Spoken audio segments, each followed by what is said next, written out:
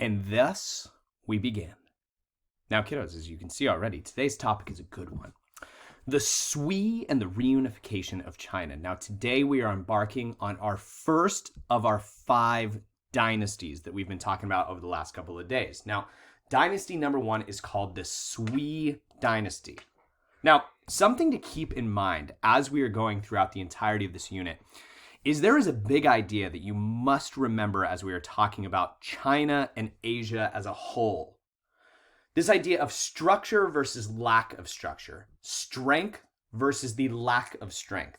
Specifically in China, you go through these many periods of China being really, really, really strong, but then turning around and becoming very, very, very weak. So in the Middle Ages, we actually start with a period of weakness. Now, the fall of the Han Dynasty is the beginning of the Middle Ages in Asia. Now, the Han Dynasty, technically speaking, is the last dynasty in the ancient period. Now, as soon as this Han Dynasty falls in the year 220, China experiences 300 years of chaos. There is war and poverty everywhere in China.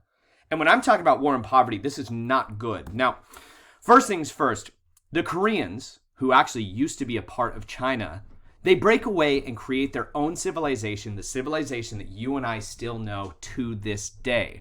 Now, to add insult to injury, the Xiongnu people of Central Asia, people living in Mongolia, these people conquered the Chinese capital at the time called Chang'an and destroyed a ton of the Great Wall of China. Things were not looking good for China at the beginning of the Middle Ages until the Sui dynasty comes back and reclaims power.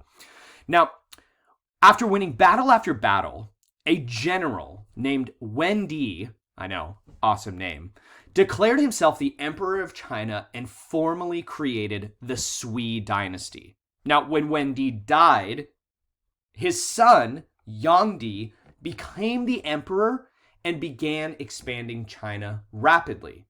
So, that's the information that you need to know today. Now, what we are going to do is one of my all-time favorite assignments because it allows you to be creative. Now, I'm going to start by showing you a 5-minute long video. As you watch, pay attention to key pieces of evidence. Now, what you are going to do with this video is you're not going to take notes. You're not going to answer questions. You are simply going to write a diary entry. Dear diary. Now, your diary entry needs to be specific. Your diary, first and foremost, will be written on page 9 of your world history notebook. More on that in just a second. But you are going to write your diary from the perspective of one of 2 individuals. Now, person number 1, if you would like to, you can write your diary from the perspective of Emperor Yang Di, the most powerful person in the Sui dynasty. Or you can write your diary from the perspective of Huntsinger, the Chinese peasant. Now, once again, it is up to you to be creative in your diary, but you need at least 4 sentences and remember to add as many details as possible.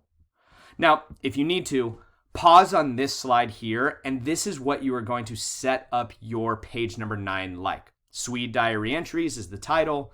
Dear Diary, leave yourself some space to write. And then at the very bottom, you're going to put a little heart and write Emperor Yang Di, or if you choose, Huntsinger, the Chinese peasant. Now, these are the people that you will see in the video. On the left-hand side, the man in the banana hat. That is Emperor Yang Di himself. If you're writing from his perspective, imagine that you are him. On the right-hand side, there you have it. Huntsinger, the Chinese peasant. If you are writing from his perspective, remember to add his perspective in your details. So, kiddos, enjoy. I am looking forward to hearing these. Next time I see you, we'll have a couple of you share your diary entries. So the better they are, the more happy I will be. So, kiddos, enjoy. For 3 centuries, warfare, treachery, and death were the rule in China. And once again, it took a ruthless hand to put an end to the time of turmoil. In the 6th century, a northern people, the Sui, declared war on the chaos, conquering one part of the empire after another, until China was united again, for the first time since the Han Dynasty fell 3 centuries earlier.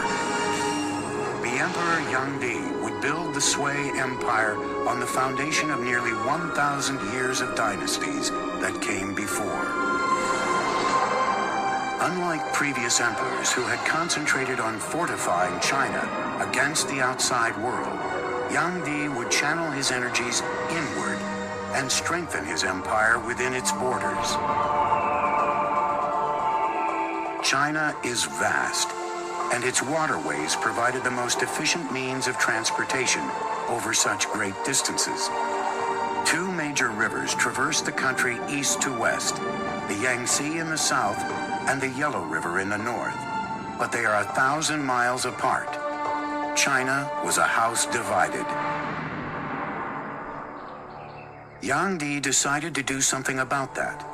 He aimed to link northern and southern China by a gigantic central artery, a Grand Canal, a kind of hydraulic highway for merchants, soldiers, and citizens. Very common to China in terms of constructing any large infrastructure project.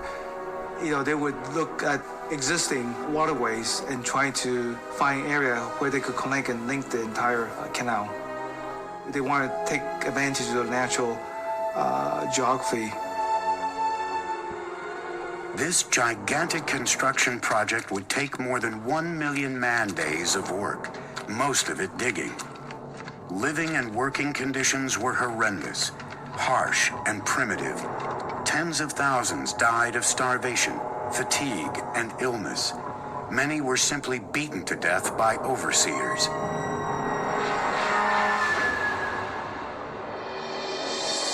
More than 24 locks were needed to create a massive network of channels. But every time you encounter a natural body of water, you need a lock to make a barrier between the canal and the lake or the river.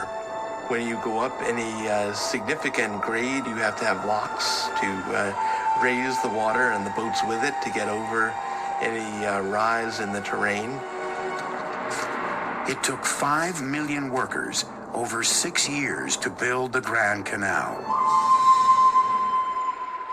When it was built, it stretched 1,200 miles, and it was the longest and most ambitious canal project that had ever been enacted on the Earth up to that time.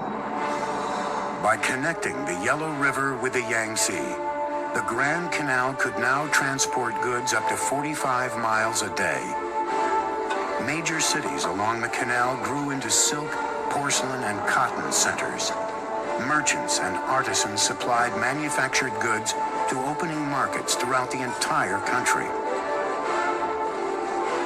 Economically speaking, it made interregional trade much easier, as well as providing work for a lot of people, building it, maintaining it, working on it, transporting goods and people up and down it.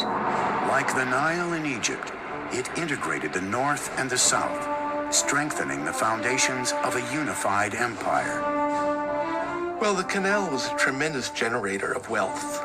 There was opportunity for poets to travel, for painters to wander and begin painting landscapes. So it really was an engine of cultural development, not just along its own route, but with influence far beyond its own confines.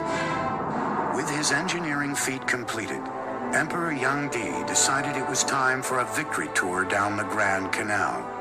It was a garish spectacle, with an entourage of thousands, traveling in opulence that bordered on the obscene. Well, the emperor had beautifully appointed luxurious imperial barges that could take him down the Grand Canal. So he would spend as much as half of every year enjoying himself in the sunny south. The emperor redefined luxury, demanding exquisite foods and exorbitant tribute from every county and town along the canal. When large amounts of leftover delicacies were dumped overboard, the destitute who built the canal watched from the shore in despair.